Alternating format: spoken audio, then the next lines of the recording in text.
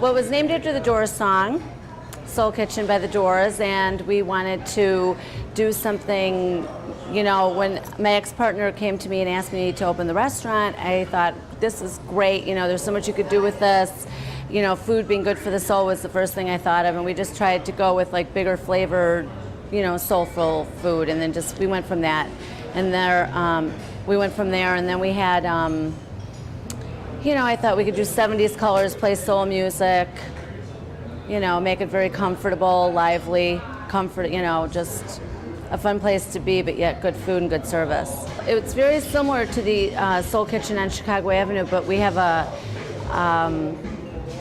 liquor license here, and I have 5 more tables. We have a much bigger kitchen. We now have a smoker and a convection oven, and you know, it's just it's basically the same colors down to the tiles on the floor and on the walls, and same paintings and everything. So actually, the only improvements are within the kitchen, and that we have a liquor license. We're starting with here is a house dish. It's the fried sage leaves. It's been here since we opened.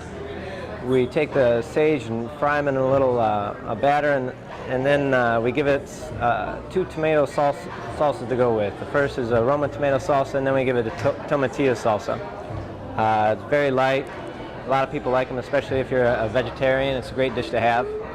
It's crispy. It's different. It's something you can't get everywhere else. It's a different kind of appetizer. So a lot of people actually enjoy it. They're interested by it just because it is so different.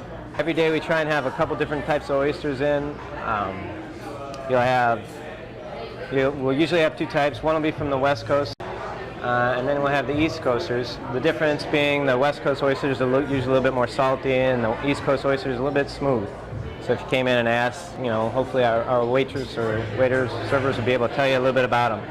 And then with that, we give them 3 sauces. We give a white wine, shallot, mignonette, then a soy, kind of a soy sauce, real light to go with them, and then the usual cocktail sauce with horseradish. It's a house cocktail sauce, a little bit different than the rest. We add a couple things such as Worcestershire sauce that other cocktail sauces won't have in there. The oysters, I think, is a great thing to have here. Being that we're Soul Kitchen, we want to keep it a little bit southern. We try and put that in there, you know, if you go down to New Orleans, you'll see all the oyster bars down there. It's great for the summertime. You know, it's a cold appetizer, and people come in and just kind of relax and help cool themselves off a little bit. And it's nice to get in all the different types. We try and get different ones in all the time, so there's always a little bit different flavor with them, even though, you know, oysters are only going to taste so different.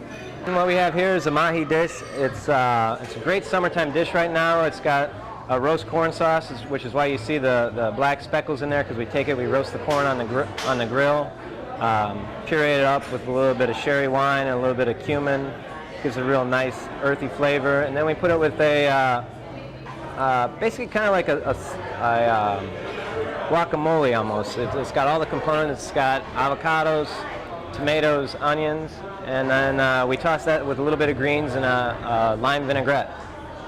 So it's nice and tasty. And then the fish with it is the mahi, obviously. And with that, we just toss it with a little bit of oil and chili powder. Give it a little bit of different flavor. The shrimp and grits, what we do here is, it's a real nice southern dish. It's got your grits down on the bottom, and then we take the shrimp, saute them with a little bit of mushrooms, onions, toss in a little bit of Cajun spice in there to give a nice little spice. A little bit of a signature, and then our house-made tassel. Finally, we have the pork tender. What we do is we take a piece of pork tenderloin, we pound it out to the way it's flat. You can see it now. We grill it. It's grilled since it's thin. It doesn't take very long, which lets it stay nice and tender and juicy. And with that, we put some braised sweet potatoes, some smothered greens. The smothered greens are collard greens and Swiss chard. We take them and we cook them with a little bit of rice wine vinegar, which kind of takes out some of the earthy, bland flavors and livens them up a little bit. People have known Soul Kitchen to come in. Obviously, the slogan is loud food, spicy music. So, you know, you want to make it something that people remember. So that's what I try and do. Keep it with a little bit of southern twist and make it so people enjoy what they're doing here. I was really surprised when we first opened that we get a lot of neighborhood people, which I thought we would only get, but we get a lot of people from the suburbs, we get older people, younger people, just it's really appealed to everybody. So I was really surprised. That was one thing I have to honestly say I was most surprised with.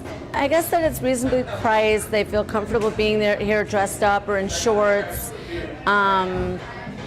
You know, they were very consistent. The service is good. You know, I would say the martinis, we get tons of compliments on the drinks and the martinis. So, I don't know. I've got a lot of the same customers I had 9 years ago on Chicago Avenue. So a lot of people have followed us. I was really worried about moving, that people, you know, they don't like change, but I really tried to maintain the same feeling, you know, of it being like a comfortable neighborhood place. So they've followed me here and stayed with me, so I'm very lucky. Soul Kitchen, 1576 North Milwaukee Avenue, Chicago, Illinois.